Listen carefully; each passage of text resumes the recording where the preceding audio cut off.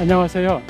지난 시간에 이어 대한민국 최고의 강연, 최강 1교시에서 강연을 맡은 경제학자 박상준입니다. 지난 강연에서 일본에서 버블이 어떻게 형성되고 붕괴됐는지, 버블의 붕괴가 일본 경제에 어떤 후유증을 남겼는지 살펴보았습니다. 버블의 붕괴 후 일본 경제는 오랜 저성장의 터널에서 벗어나지 못하고 있습니다. 터널에서 나왔나 싶으면 다시 들어가는 일이 반복됐습니다. 지금의 일본은 과연 어떤 사회일까요? 지금의 일본 경제는 얼마나 약하고 또 얼마나 강한 걸까요? 오늘 강연에서는 잃어버린 20년 동안 일본에 어떤 일이 있었는지, 일본인들은 그 과정에서 어떤 교훈을 얻었는지를 살펴보도록 하겠습니다. 그래서 오늘 강연 주제는 위기의 일본 경제, 과연 한국은? 2부, 잃어버린 20년의 교훈입니다.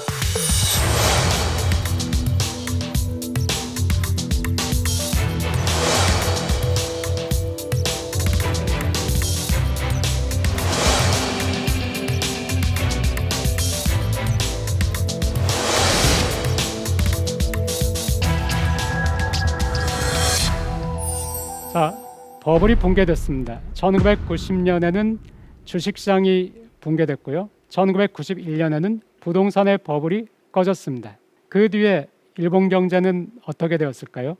1981년부터 1991년 그 10년 동안 일본의 연평균 실질 GDP 증가율은 4.4%였습니다. 그런데 1992년부터 2002년까지 그 10년 동안은 연평균 증가율이 0.5%입니다. 그야말로 반에 반토막이 났습니다. 제가 일본에서 교편을 잡은 것이 1999년입니다. 그때 막 일본에서는 잃어버린 10년의 얘기가 나오기 시작했습니다. 그리고 왜 이렇게 오랜 저성장이 지속되는지, 이 이유를 가지고 일본인 학자들뿐만 아니라 세계적인 경제학 석학들까지 이 논쟁에 뛰어들었습니다. 그래서 파가 두 파로 갈렸습니다. 총 수요에 문제가 있다는 파와 총 공급에 문제가 있다는 파였습니다. 제가 일부에서 경제 성장을 말씀드릴 때 총 공급과 총 수요가 다 함께 증가해야, 그래야 경제가 성장한다고 말씀을 드렸는데요. 아무리 물건을 잘 만들어도 사지 않으면은 어떻게 할 수가 없습니다. 그리고 사는 사람들이 있다 하더라도 물건을 제대로 만들지 않으면은 경제는 성장할 수 없습니다. 총 수요의 문제는 우선 자산 가격이 붕괴됐습니다. 그러니까 지난 시간에 말씀드렸듯이 부채는 가만히 있는데 자산만 감소했습니다. 그러니까 부채 비율이 증가를 하죠. 이제 투자를 할 여력이 없습니다. 그래서 투자가 감소하고요. 투자가 감소한다는 얘기는 기업이 공장을 잘 짓지 않고 기계를 잘 사지 않는다는 얘기입니다. 그러니까 총 수요의 일부분이 약화되는 것입니다. 그리고 실업률이 굉장히 높아졌다고 말씀드렸는데요. 고용과 임금이 불안하니까 소비도 위축이 되죠. 그리고 또 1996년부터 15세부터 64세 인구가 감소하기 시작했다고 말씀드렸는데요. 소위 말하는 고령화가 시작됐습니다. 고령화가 시작되면 소비가 역시 위축이 됩니다. 그리고 일본에서는 물가가 떨어지면서 디플레이션이 발생을 했고요. 디플레이션 기대 심리로 해서 지금 소비하지 않고 소비를 나중으로 이연시키는 현상이 일어났습니다. 무슨 얘기냐면은 내년에 자동차 값이 올해보다 더 싸질 것이다 라고 생각을 하면은 당연히 올해 자동차를 사지 않고 내년에 사자, 이렇게 내년으로 소비를 미루게 되죠. 그러면 올해 소비가 부족하죠. 그러니까 총 수요가 역시 약화되는 것입니다. 여기에 대해서는 어떤 처방이 있을 수 있겠나요? 정부가 적극적인 재정 정책을 편다. 그러니까 정부가 정부의 돈으로, 정부의 재정으로 물건들을 시장에서 살 수가 있겠죠. 수요가 부족하니까 정부가 대신 사는 것입니다. 그리고 또 금리를 인하시키고 우리 경제에 돈을 더 많이 돌게 해서 사람들이 보다 쉽게 돈을 빌리고 그 돈을 쓸 수 있도록 팽창적인 통화 정책을 취할 수가 있습니다. 그리고 디플레이션 기대 심리, 이것이 굉장히 위험하다는 것을 일본의 경험을 보고 경제학자들이 깨달았습니다. 그래서 이 디플레이션 기대 심리를 바꾸는, 즉 내년의 물가가 올해보다 낮을 것이라는 그런 심리가 아니고 내년의 물가는 올해보다는 높을 것이다 하는 인플레이션 기대 심리로 바꾸는 정책, 바꾸는 노력이 필요하다 하는 것이 그 처방이죠. 총수요에 대해서는. 그리고 총공급 쪽에서는 제가 자본과 노동력과 또 기술과 인적 자본이 필요하다고 말씀을 드렸는데요. 일본 같으면은 교육 수준도 높고 인적 자본은 별 문제가 없죠. 그런데 이제 노동력 인구가 감소하기 시작했습니다. 그리고 90년 정도부터 일본에서는 노동 시간도 많이 감소하기 시작했습니다. 그러니까 노동력은 감소한 것이 맞고요. 그리고 기술에 있어서는 기술은 여전히 진보하지만은 미국이나 다른 나라에 비해서 기술 진보가 상당히 느려졌습니다. 그리고 또 투자가 감소했다고 말씀드렸죠. 투자가 감소하니까 자본 축적이 별로 일어나지 않았습니다. 그러니까 자본도 과거만큼 늘지는 않는 것이죠. 자, 그러면은 여기에 대해서는 어떤 처방이 가능할까요? 고령화 사회가 되어서 노동력이 감소를 하지만은 더 많은 사람들이 취업에 참여를 하게 하면은 노동력을 증가시킬 수가 있습니다. 그러니까 노동력을 증가시키는 것이 하나의 방법이겠고요. 또 기업의 생산성이 약화되는, 생산성의 성장률이 떨어지는 문제는 기업들이 좀 더 효율적으로 변신할 때, 그리고 기술의 진보를 이룰 때 그 문제를 해결할 수가 있습니다. 그래서 총수요 쪽이 지금 문제다. 그러니까 총수요를 증진시키는 어떤 대책이 필요하다 하는 쪽과, 그렇지 않다, 총수요보다는 총공급이다, 구조개혁을 하고 기업들이 빨리 보다 효율적으로 변모할 수 있도록 유도해야 된다, 이런 주장이 서로 맞붙었는데 굉장히 뜨겁고 오랜 논쟁이 지속됐지만은 결국에 10년 정도의 세월이 흐르고 나서 지금은 둘 다 문제였다. 수요도 문제였고 공급도 문제였다. 수요에도 대책이 필요하고 공급에도 대책이 필요하다. 이런 결론이 났습니다. 그리고 또 디플레이션 기대 심리가 이렇게 위험하구나 하는 것을 깨달았기 때문에 디플레이션 기대를 인플레이션 기대로 바꿔야 된다. 내년에는 물가가 오를 것이다 하는 기대로 바꿔야 된다는 주장이 힘을 얻게 됐고요. 이런 주장을 한 대표적인 경제학자가 노벨 경제학상을 받은 적이 있는 폴 크루그만이라는 미국의 경제학자인데요. 이 경제학자가 세계 최초로 양적 완화라는 정책을 제시했습니다. 그럼 우선 일본에서 세계 최초로 실시한 양적 완화를 보겠습니다. 이 양적 완화는 정책 금리는 0%대를 여전히 유지를 하고요. 본원 통화라는 것을 무제한으로 증가를 시키는 것입니다. 실질적으로 무제한까지는 아니겠지만 그런 뉘앙스로 본원 통화라는 것을 증가를 시키는데, 이 부분이 약간 어렵지만 뒤에 아베노믹스에서도 나오니까 잠깐만 설명을 드릴게요. 시중은행들은 국채를 가지고 있습니다. 그 외 다른 채권들도 시중은행들은 가지고 있죠. 이 시중은행은 또 중앙은행에, 예를 들어서 한국 같으면은 한국의 국민은행이다. 국민은행은 한국은행에 계좌를 가지고 있습니다. 우리는 국민은행의 계좌를 가지고 있죠. 그런데 국민은행은 한국은행의 계좌를 가지고 있습니다. 국민은행이 한국은행에 가지고 있는 그 계좌를 일본에서는 당좌예금, 중앙은행 당좌예금이라고 하는데, 이 당좌예금에 있는 돈을 인출해서 이걸 가지고 소비자와 기업에 대출을 할 수가 있습니다. 그러니까 당좌예금을 더 많이 가지고 있으면은 대출할 수 있는 여력이 더 많이 생기겠죠. 그러면은 일본은행은 시중은행이 가지고 있는 국채를 마구마구 사들이는 것입니다. 대신에 그 대가로 시중은행의 당좌예금을 늘려주는 것입니다. 그러면 시중은행은 당좌예금이 자꾸 늘어나니까 그 당좌예금을 그대로 두면은 이익이 될 게 없죠. 그러니까 그 당좌예금을 인출해서 이제 기업과 가게에 대출을 주는 것입니다. 기업과 가게에 대출을 주는 순간 돈이 우리 경제에 늘어나게 됩니다. 시중은행 입장에서는 중앙은행의 당좌예금을 잔뜩 가지고 있으니까 이 당좌예금에서 기업과 가게에 대출을 해줌으로써 거기에서 대출 이자를 받아서 수익을 내려고 하죠. 그러면은 적극적으로 대출을 하려고 합니다. 이렇게 해서 경제를 활성화시키겠다는 것이 양적 완화의 하나의 목표고요. 또 하나는 이런 식으로 끝없이 이 시중은행의 당좌예금을 늘려서 대출할 수 있는 여력을 만들어서 계속해서 우리 경제에 돈이 더 많이 풀리도록 하겠다, 이런 메시지를 주면은 그럼 사람들은 이렇게 돈이 많이 풀리면은 인플레이션이 발생하겠네 라고 생각을 하게 되는 거죠. 그래서 사람들의 생각이 바뀔 때까지 인플레이션이 발생하겠네?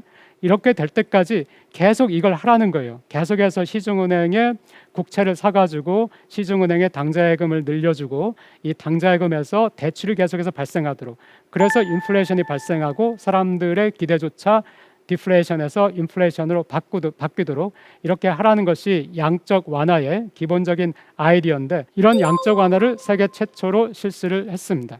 그리고 또 이 양적 완화가 2001년에 시작됐는데, 이 양적 완화와 동시에 일본에서 수상이 된 사람이 있습니다. 바로 유명한 고이즈미 수상인데요. 고이즈미는 원래 제가 1999년에 일본에 교수 생활을 하기 시작했다고 말씀을 드렸는데, 제가 갔을 때 이 고이즈미는 차기 수상으로 그렇게 주목을 받던 사람이 아니었어요. 이 사람이 개혁 없이 성장 없다라는 슬로건, 성역 없는 개혁을 내세우면서 일본 사회는 변해야 된다, 일본 경제는 개혁이 필요하다, 이 상태로는 안 된다 하는 선거운동을 펼쳤는데, 이게 굉장히 반향을 일으켰습니다. 어느 날부터 제가 TV를 보는데 별로 그렇게 유명하지 않던 고이즈미라는 사람이 계속 TV에 나오는 거예요. 그리고 자민당 내에서도 오랜 저성장 때문에 인기가 없으니까 이렇게 대중적으로 인기 있는 사람을 우리가 총재로 세워야 그래야 선거에서 이겼다, 이런 생각이 있으니까 총재 선거에서 1등 후보가 아니었던 고이즈미가 결국에 총재가 되고, 또 자민당이 선거에서 이겨서 제1당이 됐기 때문에 이 사람이 2001년에 고이즈미가 수상이 됩니다. 그리고 고이즈미가 내세운 그 개혁이라는 것들이 하나씩 보면은, 예를 들어서 일본이 국채가 너무 많이 발행이 됐다, 정부 부채가 너무 많다, 정부 부채의 GDP에 대한 비율이 너무 높다 해가지고 재정 건전성을 위해서 1년에 발행하는 국채의 양을 30조 엔 아래로 유지하겠다 하는 것을 공약을 내걸었고요. 또 다른 한편에서는 기업이 도산하면서 부실 채권이 굉장히 많이 쌓였는데 이걸 처리를 못하고 있었어요. 그리고 또 좀비 기업들을 계속 연명을 하게 했습니다. 이 고이즈미가 좀비 기업은 어쩔 수 없다, 망하게 내버려 둬야 된다, 그리고 부실 채권은 처리를 해야 된다 해가지고 이 부실채권 처리를 또 열심히 했습니다. 그리고 또 기업의 효율성을 위해서 공기업을 민영화하겠다, 우체국들을 포함한 그 일본의 우정국이라는 곳이 있는데 이곳이 적자가 굉장히 심했거든요. 그래서 고이즈미는 너무 비효율적이다, 정부 세금으로 계속 메꿔주니까 적자가 계속 발생한다, 민영화하겠다 주장을 했고요. 또 미국식 효율성을 도입하겠다, 일본은 기업이 어려운데도 잘 해고를 못하고 또 기업이 좀 더 슬림화돼야 되는 그런 상태에서도 잘 그렇게는 못한다, 기업들이 좀 더 효율적으로 체질을 개선해야 된다, 그것을 서포트하겠다, 그것을 유도하겠다, 이렇게 공약을 내걸고 수상이 됐습니다. 그런데 처음에는 일본 경제가 그렇게 좋지가 않았어요. 왜냐하면 2001년 고이즈미가 수상이 됐는데 2001년, 2002년은 세계 경제도 별로 좋지 않았습니다. 그때가 또 IT 버블이 꺼지던 시기이기도 했고요. 또 고이즈미가 재정 건전성을 위해서 국채 발행을 30조 엔 이하로 유지를 하겠다라고 재정 지출을 좀 억제를 하겠다고 했는데, 경제가 안 좋은데 재정 지출까지 억제가 되니까 경제가 더 안 좋았습니다. 그래서 2001년에는 GDP의 증가율이 0.4%밖에 되지 않았고요. 2002년에는 제로가 됐습니다. 그야말로 제로 성장이죠. 그러니까 고이즈미의 개혁에 굉장히 많은 기대를 가지고 있던 일본인들을 실망을 많이 해서 취임 초에 80%나 되던 지지율이 한 40% 정도 반토막이 나는 그런 것도 제가 목격을 했습니다. 그래서 결국에는 국채 발행을 30조 엔 밑으로 유지하겠다 하는 공약은 우선 포기를 했고요. 그런데 부실채권 처리는 꾸준히 밀고 나가서 8%가 넘는 부실채권 비율을 2%대로 낮추는 것은 성공을 했습니다. 그런데 2003년부터는 경제가 성장하기 시작했습니다. 우선은 양적 완화의 효과를 들 수가 있는데요. 양적 완화라는 것이 통화량을 계속해서 공급을 하는 것이죠. 그러니까 엔화가 약해졌습니다. 그러니까 엔화 환율이 절하가 되는 것이죠. 엔화의 가치가 외환시장에서 싸졌습니다. 그러면은 일본 기업들의 영업이익이 증가합니다. 왜냐하면은 말씀드렸듯이 플라자 합의 이후 일본 기업들은 굉장히 많이 해외 진출을 했습니다. 해외에서 생산하고 해외에서 판매하는 전략을 추구를 했습니다. 해외에서 1달러를 벌었는데 이 1달러가 일본에 올 때 환율이 100엔이면은 100엔이 오지만은 환율이 130엔이면은 130엔이 옵니다. 그러니까 해외에서는 1달러를 벌었는데 이건 똑같죠. 이건 똑같은데 예전에는 100엔이 오는데 이제는 130엔이 오는 거예요. 그럼 영업이익이 늘어나게 되겠죠. 네, 이렇게 해서 기업의 실적이 회복이 됐고요. 또 전 세계 경제가 그때는 좋은 편이었습니다. 한국을 한번 생각을 해보세요. 2003년, 4년, 5년 그때 한국도 경제 성장률이 웬만큼 나왔었고요. 특히 미국을 보면은 그때 버블이 형성되던 시기, 미국의 GDP 성장률이 굉장히 좋던 시기였습니다. 그러니까 일본 입장에서는 수출도 많이 할 수 있는 그런 상황이었고 또 미국 시장에서 많이 팔 수 있는 이런 상황이었기 때문에 기업의 실적이 회복이 되고 기업의 실적이 회복이 되면 그 다음에 따라오는 것이 채용을 많이 하게 되죠. 그래서 실업률도 굉장히 개선이 됐습니다. 그리고 말씀드렸듯이 부실 채권이 처리가 됐으니까 금융도 정상화가 되기 시작을 했고요. 그러니까 돈이 좀 더 활기차게 돌기 시작했고요. 그래서 실질 GDP 증가를 보시면은 2001년, 2002년에는 굉장히 안 좋았지만 3년, 4년, 5년, 6년, 7년까지 그때는 일본 입장에서는 상당히 좋은 경제 성장률을 보입니다. 지금 우리 입장에서는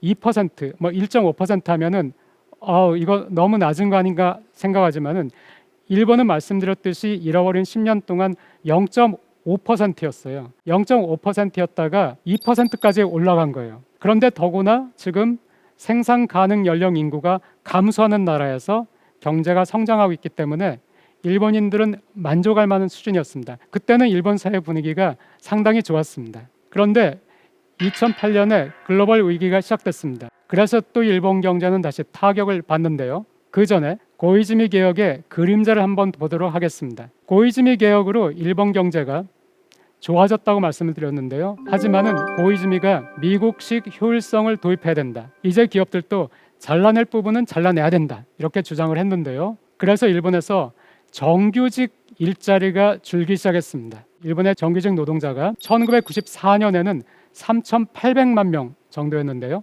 2009년에는 3,400만 명 정도입니다.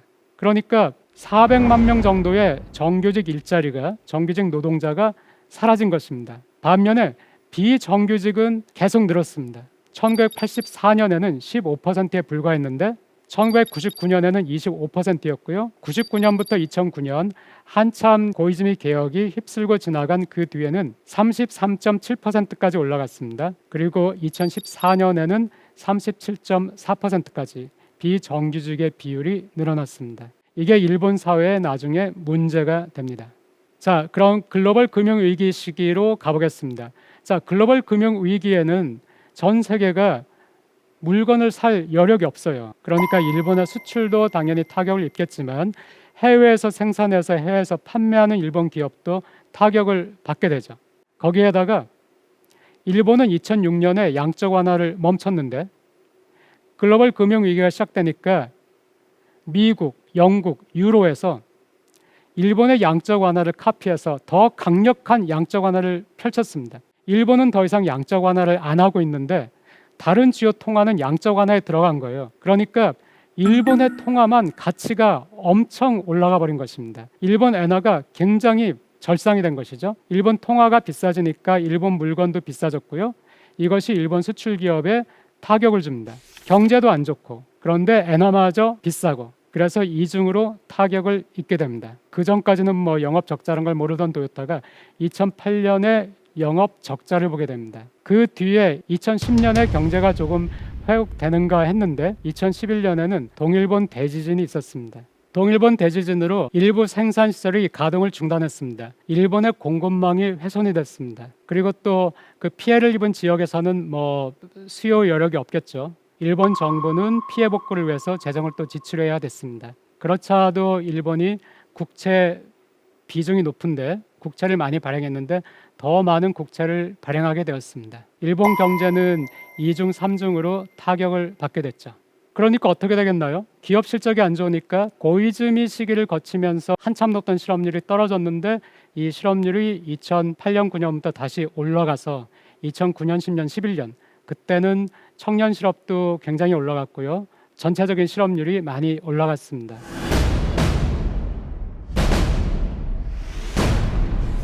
자, 그러니까 1990년, 91년에 버블이 붕괴가 됐고 그 뒤에 이제 2000년이 됐습니다. 잃어버린 10년. 자, 2011년까지 왔습니다. 잃어버린 20년이 됐습니다. 그런데 이때쯤부터 잃어버린 20년 정도가 지나고 나서 일본 사회에서는 많은 것에 합의를 이루게 됐습니다. 아까 제가 장기 저성장의 이유가 무엇이냐 해서 총수요가 문제냐, 총공급의 문제냐 논쟁이 있었다겠죠. 여기에 대해서 총수요는 이런 게 문제였고 총공급은 이런 게 문제였다 하는 것이 서로 합의가 됐습니다. 그러니까 수요 문제, 공급 문제를 각각 접근해서 풀어야 된다 하는 또 합의가 됐고요. 그런데 또 고이즈미의 개혁이 있었죠. 그때 개혁 때 효율성을 추구해야 된다. 과거 일본 기업의 문화, 연공 서열, 종신고용, 이거 안 된다. 좀 더 효율적으로 해야 된다. 미국식을 좀 도입하자. 미국을 따라가자. 이렇게 했습니다. 그런데 2010년대에 와서 보니까 효율성을 추구하는 것도 중요하고 과거 일본 기업들이 굉장히 방만한 경영을 했던 것도 사실인데 정규직이 줄어들고 비정규직이 늘어나고 임금이 늘지 않거나 임금이 주니까 이게 또 총수요의 문제를 일으키는 거예요. 이게 시장을 약하게 만듭니다. 미래가 불안하고 고용이 불안하니까 소비자들이 지갑을 닫는 거예요. 더구나 고령화 사회에서 더 지갑을 닫죠. 소비자들이 지갑을 닫으면 기업도 물건을 팔 수가 없습니다. 세계 경제가 안 좋을 때 국내 경제마저 이중으로 더 안 좋으니까 기업들이 더 타격을 받습니다. 이런 것들을 알게 됩니다. 그러니까 2010년대에 들어와서는 예를 들어서 일본에서 정규직을 늘려야 된다. 이거에 대해서 별로 이제 이견이 없어요. 효율성을 추구하되 이게 정규직 일자리를 줄이는 비정규직 비율을 늘리는 쪽으로 가면 안 된다. 고용은 유지해야 된다. 고용이 안정돼야 된다. 일자리를 많이 만들어야 된다. 일자리를 나눠야 된다. 이거에서 많이 의견 합의를 보게 됩니다. 경제학자들 사이에서 또 정치에서는 여와 야가 또 기업과 노동이 이제 2013년에는 아베 신조가 일본의 수상이 되는데요. 아베노믹스로 유명하죠. 우리가 많이 들었는데 아베노믹스는 세 가지 화살이 있다고 하죠. 대규모 양적 완화, 또 기동적 재정 정책, 장기 성장 전략. 그런데 사실 핵심은 이 대규모 양적 완화입니다. 이게 얼마나 대규모냐 하면은 고이즈미 정권 때 있었던 양적 완화, 세계 최초의 양적 완화죠. 그 양적 완화를 미국이나 다른 나라가 카피해서 2009년에 실시를 했는데 일본은 2013년에 4년 늦게 대규모 양적 완화에 동참을 하면서 과거보다 10배나 크게 양적 완화를 했습니다. 그리고 이 양적 완화도 제1차 양적 완화처럼 기업의 실적을 개선시키는 데 도움을 줬습니다. 우선 금리가 굉장히 낮은 상태에서 돈이 계속해서 풀리니까 기업들 입장에서 또 가게 입장에서는 돈을 빌리는 것이 굉장히 쉬워졌고요. 외환시장에서 엔화의 가치가 떨어져서 엔화가 절하가 돼서 기업들 입장에서는 수출할 때도 유리하고 해외에서 판매한 것이 그 대금이 일본에 돌아올 때 더 부풀려져서 그렇게 돌아오게 되니까요. 여러 가지 면에서 기업 실적 개선에 도움이 됐습니다. 그러니까 이때 기업의 도산 건수도 하락하기 시작합니다. 다시 한번 올라갔던 것이 하락하기 시작하고요. 또 2010년대 들어서는 기업들도 반성을 하게 됩니다. 1990년대 또 그 뒤에 버블이 깨지고 나서 그때 우리가 개혁을 해야 됐다. 그때 우리가 새로운 활로를 찾아야 됐다. 그때 한국과 대만 기업에 계속해서 예를 들어서 TV가 삼성이나 LG에 밀리고 있을 때 그때 우리는 TV를 포기하더라도 다른 어떤 쪽으로 활로를 찾았어야 됐다. 이런 반성들이 일본 기업에서도 일기 시작합니다. 그래서 1990년대 후반, 2000년대 초반 많은 일본 기업이 도산을 했습니다. 그리고 또 2009년, 10년 그때 다시 또 도산을 했습니다. 그런데 살아남은 기업들은 2010년대 들면서 체질을 많이 바꾸기 시작했습니다. 일본 사회가 많은 것을 깨달은 것처럼 일본 기업들도 깨닫기 시작했습니다. 그래서 아베노믹스로 인한 양적 완화로 기업 실적 개선에 도움이 됐고 기업이 좋아지니까 채용도 많이 하게 되고 그렇게 돼서 실업률도 다시 감소하기 시작했습니다. 그래서 일본에서 가장 큰 기업은 도요타고요. 두 번째로 시가총액이 큰 기업은 소니인데 2021년에 도요타와 소니가 둘 다 사상 최대 실적을 올렸습니다. 도요타는 3조 원에 가까운 영업이익, 소니는 1.2조 원 정도의 영업이익인데요. 둘 다 도요타와 소니의 역사상 가장 높은 영업이익이고 일본에서 1조 엔 이상의 영업이익을 낸 곳은 과거 도요타 한 곳이었는데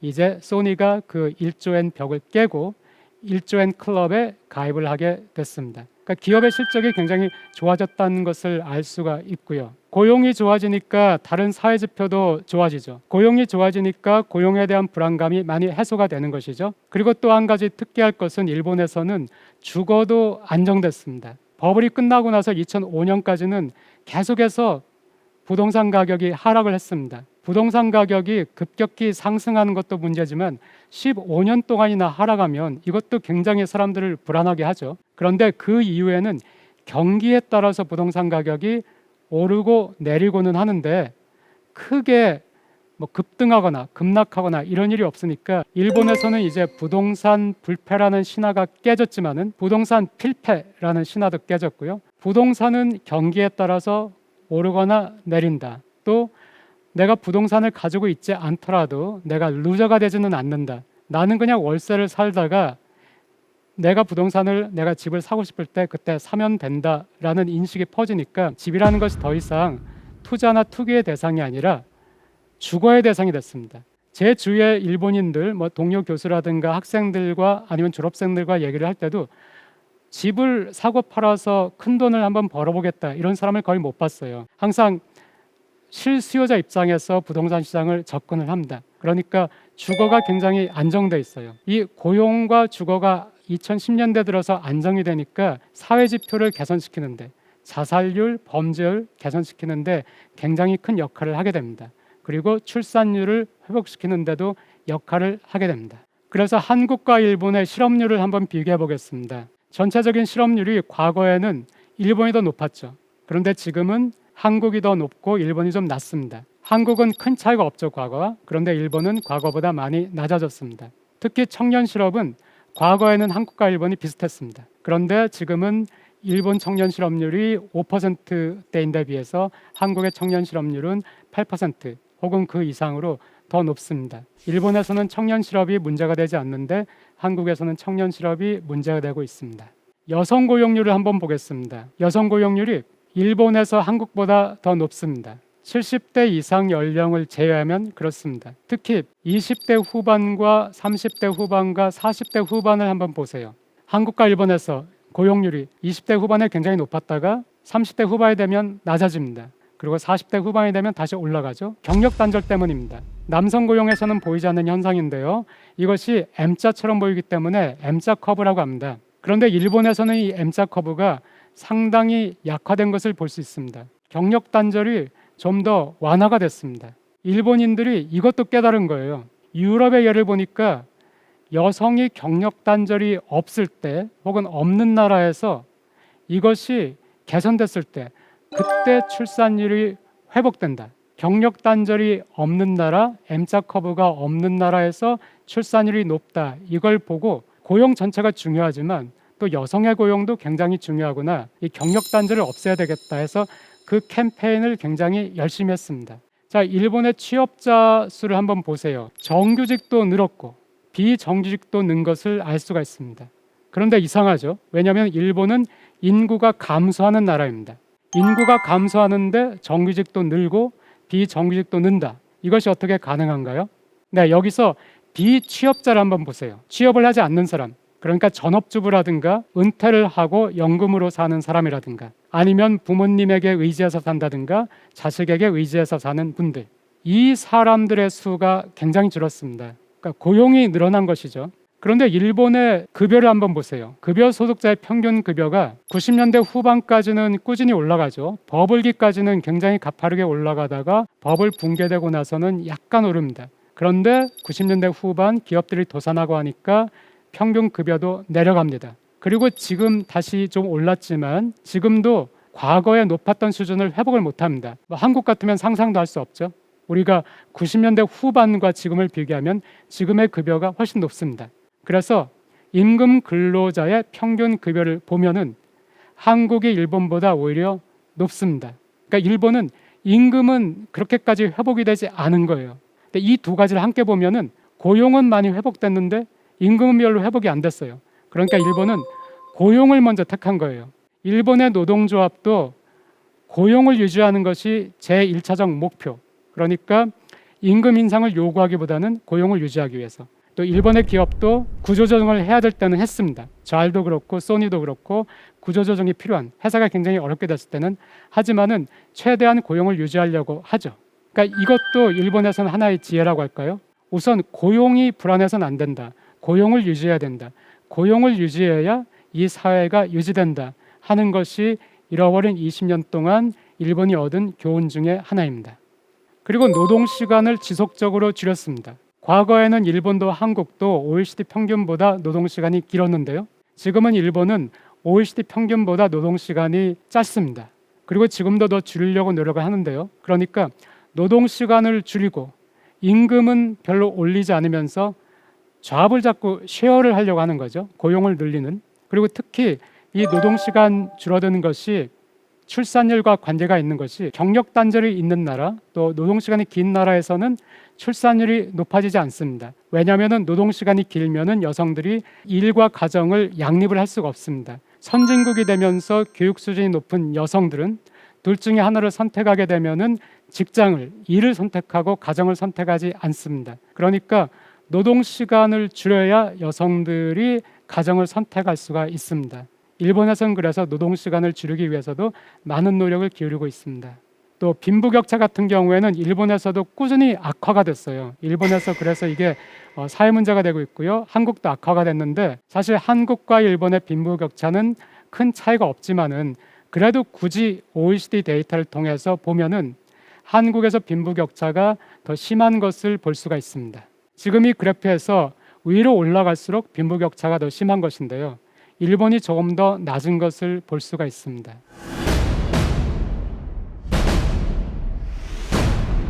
자, 이렇게 일본 사회에서는 잃어버린 20년을 겪으면서 고용을 유지해야 된다. 또 여성에게 경력 단절이 있어서는 안 되겠다. 노동 시간을 줄여야 된다. 정규직, 비정규직을 다 늘릴 수 있다. 특히 20대 청년들이 사회에 진입할 때 그때 정규직 일자리를 많이 내주고 은퇴했던 노인들이나 경력 단절 이후의 여성들이 일자리를 찾아올 때는 그때는 그 사람들에게는 비정규직을 주는 것이죠. 그런데 이렇게 하려고 하더라도 만약에 기업의 여력이 없으면은 그때는 어떻게 할 수가 없습니다. 그런데 일본에서는 기업들이 많이 재생이 됐습니다. 회복이 됐습니다. 아직도 불안해요. 일본 기업들은 뒤에서 보시겠지만은 하지만 많이 회상이 된 것도 맞는데 여기서는 그럼 일본 기업들의 생존 전략을 한번 보겠습니다. 첫 번째가 해외 진출입니다. 해외 시장 개척.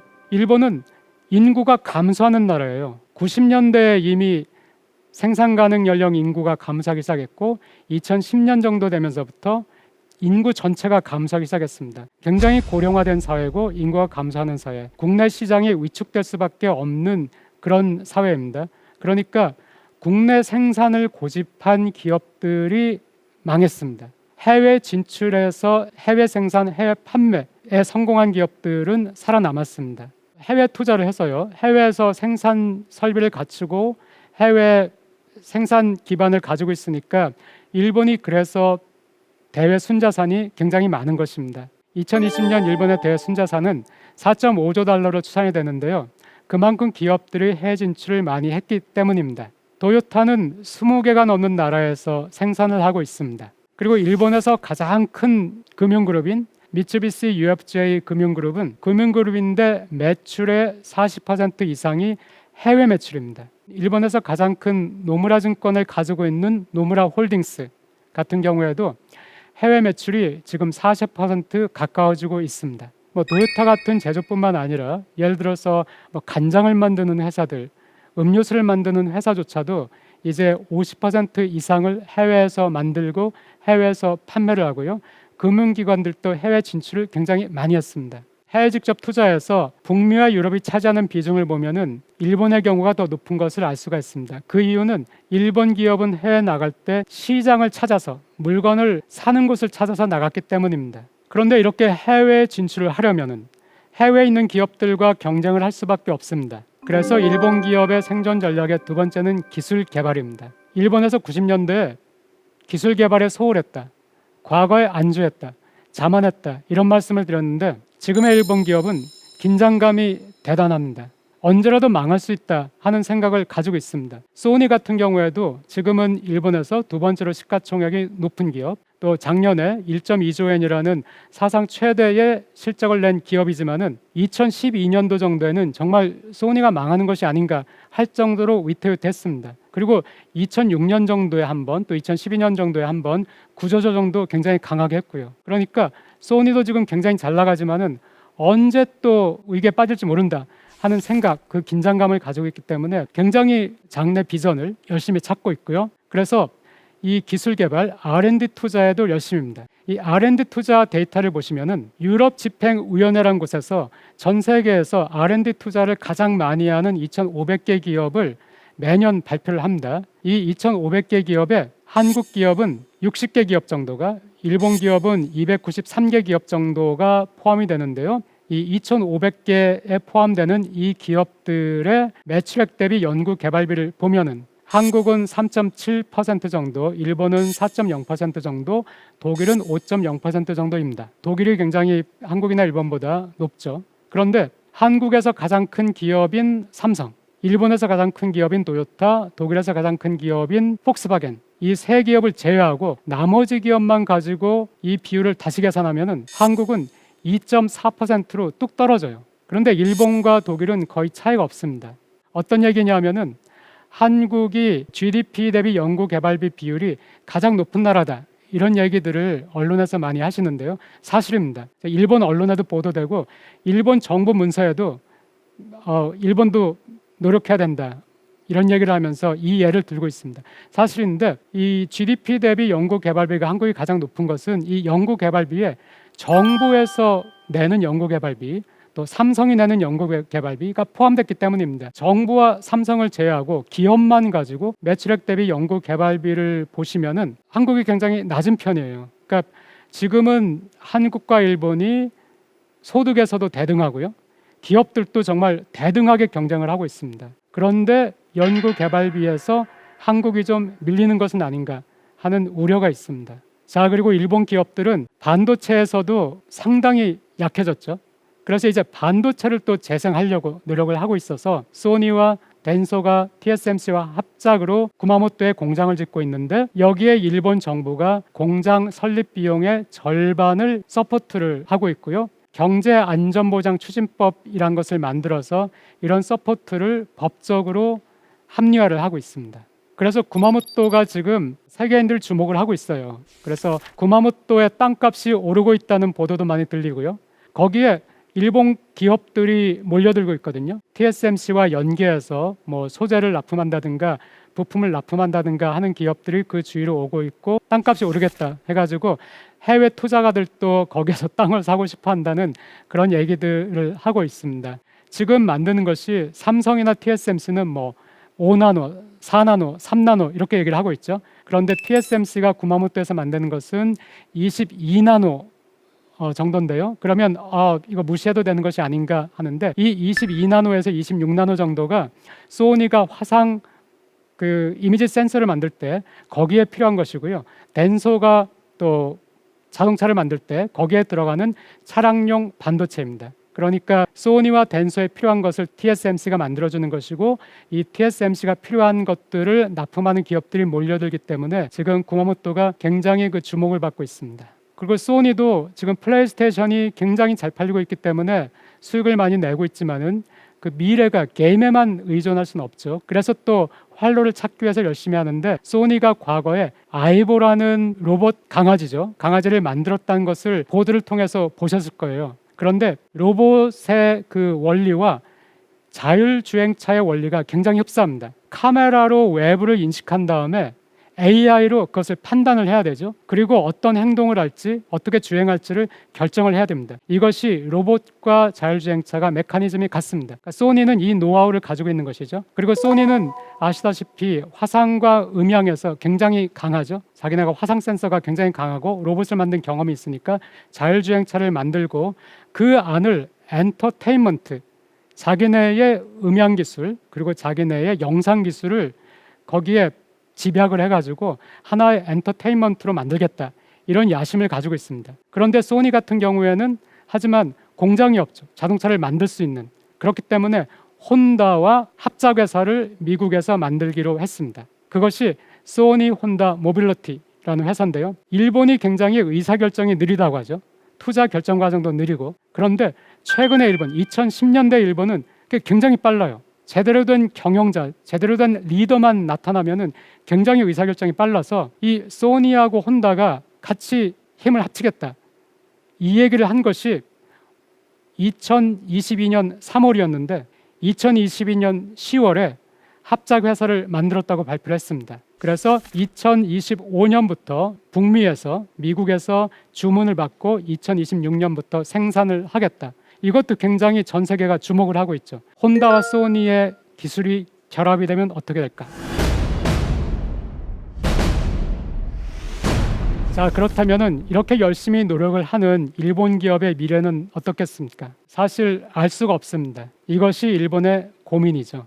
그런데 한국도 마찬가지입니다. 기업들은 정말 살벌하게 경쟁을 하고 있습니다. 제가 기업들의 경쟁을 보면은 정말 존경스러울 정도죠. 네, 그 긴장감이 대단하죠. 예를 들어서 삼성전자 같은 경우에도 우리가 알지만은 모바일 폰에 있어서는 애플과 굉장히 경쟁을 해야 되고요. 거기에다가 중국에서 후발주자들이 또 있습니다. 반도체도 마찬가지입니다. TSMC와 굉장히 격렬하게 경쟁을 하고 있습니다. 삼성을 우리가 믿지만은 삼성의 미래가 과연 어떻게 될 것인가 하면은 불안한 감이 어느 정도 있죠. 일본도 마찬가지예요. 그것이 토요타가 됐든 소니가 됐든. 그래서 토요타를 보면서 일본 기업의 명과 암을 한번 보겠습니다. 토요타가 2008년에는 적자를 봤어요. 그리고 2009년, 10년, 11년 이때도 실적이 좋지 않았습니다. 그런데 그 이후부터 실적이 개선돼서, 왜냐하면 북미 중국에서 하이브리드 차가 많이 팔렸습니다. 그래서 2021년 같은 경우에 3조 엔에 가까운 사상 최대 영업이익을 냈죠. 미국 시장 점유율 1위도 달성을 했고요. 또 세계 자동차 판매 대수에서 1위도 달성을 했고요. 그런데 여기만 보면 와, 토요타 대단하다, 토요타 죽지 않았네 라는 생각이 들지만은 전기차를 보면은 토요타가 2021년에 생산한 전기차의 대수가 14,000대에 불과해요. 14,000대, 14만 대도 아니고. 혼다도 그 정도예요. 15,000대. 그러니까 뭐 그 현대 기아도 비교가 안 되는 거예요. 테슬라는 고사하고. 굉장히 뒤처졌죠. 근데 전 세계는 지금 전기차와 자율주행차로 옮겨가고 있습니다. 여기서 굉장히 많이 뒤처진 거예요. 비록 영업이익은 굉장히 많이 냈지만, 그러니까 영업이익을 굉장히 많이 낸 것이 명이면은 전기차에서 굉장히 부진한 것이 암입니다. 그런데 토요타가 여기서 그럼 망하느냐 하면은 그것도 모르죠. 왜냐하면은 굉장히 많은 돈을 지금 쌓아두고 있잖아요. 이 돈을 가지고 굉장히 열심히 전기차, 자율주행차 부분에 투자를 하기 시작했습니다. 그러니까 한국의 현대기아에 지금은 밀리지만은 또 어떻게 될지 모르는 거죠. 그러니까 현대기아도 마음을 놓을 수가 없습니다. 그리고 토요타는 우주에도 도전을 하고 있습니다. 아르테미스 프로젝트라는 거 들어보셨죠? 이제 다시 또 미국 나사에서 사람을 태운 로켓을 달에 보내서 사람이 달에서 걷게 하려는 거죠. 이 나사의 아르테미스 프로젝트에 일본의 나사라고 할 수 있는 작사가 함께하고 있습니다. 그리고 이 작사와 함께 토요타가 2029년을 목표로 달에서 이번에는 사람이 걷는 것이 아니라 달에서 자동차를 타고 움직이게 하겠다. 달에서 달리는 자동차를 지금 개발을 하고 있습니다. 이것 보면 또 대단하다 싶죠. 하지만 이것도 어떻게 될지는 모릅니다. 왜냐하면 2020년 도쿄 올림픽을 타겟으로 해서 일본 정부가 그 이전에 4, 5년 전에 2020년 도쿄 올림픽 때는 도쿄에서 드론이 날게 하고 자율주행차가 달리게 하겠다. 공항에서 로봇이 손님을 맡게 하겠다 했는데 코로나 때문에 그 올림픽이 작아진 그런 탓도 있겠지만은 하지만 그것들 하지 못했어요.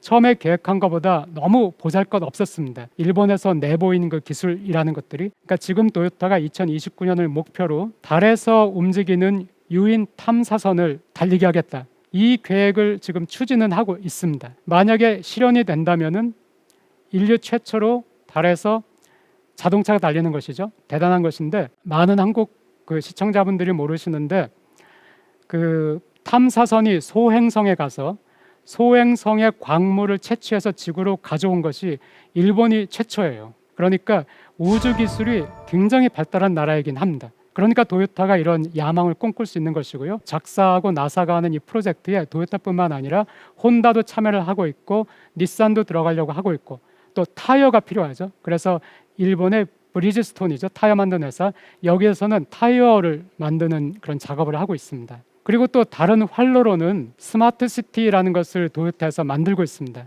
이미 기공식은 했고요. 이미 건설은 들어갔는데 아직은 많이 베일에 가려 있어요. 그래서 이것이 얼마나 성공할지 모르겠는데 저도 기대를 많이 하고 나중에 스마트시티 완성되면은 나도 한번 거기 가서 살아볼까 했는데 스마트시티가 완성되더라도 처음에는 도요타 관계자들만 갈 수 있다고 합니다. 그리고 이제 그 시티가 제대로 작동되는지를 보고 그 뒤에 이제 외부인에게도 분양을 하겠죠. 그런데 최근에 사우디에서 네옴시티라고 해서 같은 컨셉으로 또 이 스마트시티를 건설하는데 세계적인 화제가 되고 있죠. 굉장히 추진을 하고 있고요. 그래서 이 도요타 스마트시티가 거기에 굉장히 가려졌어요. 처음 시작할 때는 굉장히 주목을 받았는데 지금은 큰 주목을 받지 못하기 때문에 이것도 전 어떻게 될지 모르겠어요. 그런데 이것처럼 도요타라는 하나의 기업을 보더라도 굉장히 노력을 많이 하고 있고 그런데 엄청난 경쟁 속에 있기 때문에 그 미래가 어떻게 될지 알 수가 없습니다. 이것이 지금 일본의 현실입니다.